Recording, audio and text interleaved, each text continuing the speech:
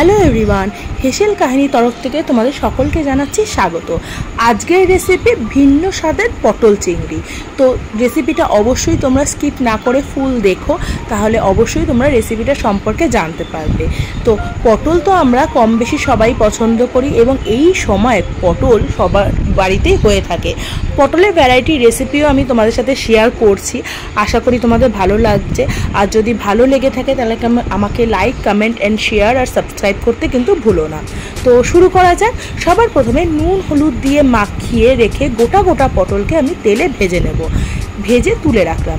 এরপর একটা কড়াইতে তেল দিয়ে তার মধ্যে দিয়ে দিলাম বেশ খানিকটা চিংড়ি মাছ পরিমাণ মতো। সেটাকে ভালো মোটামুটি করে ভেজে আমি তুলে রাখবো, খুব বেশি করে ভাজবো না, ভাজলে চিংড়ি মাছ শক্ত হয়ে গেলে সেটার টেস্ট ভালো হয় না।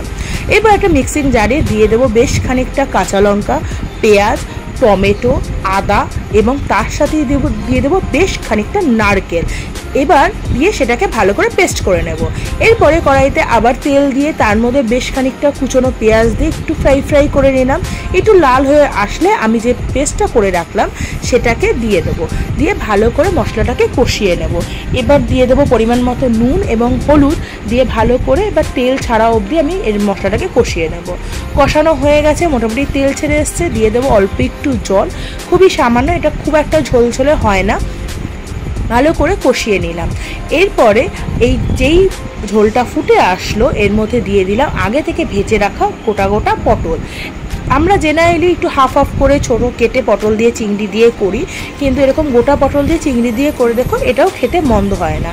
এর মধ্যে দিয়ে দেবো পরিমাণ মতো চিনি এবং অবশ্যই ভেজে রাখা চিংড়ি মাছ দিয়ে ভালো করে একটু শুকনো শুকনো করে নামিয়ে নিলেই আমাদের রেডি পটল চিংড়ি। ভিন্ন স্বাদের পটল চিংড়ি তোমরা অবশ্যই বাড়িতে ট্রাই করো, আশা করি ভালো লাগবে।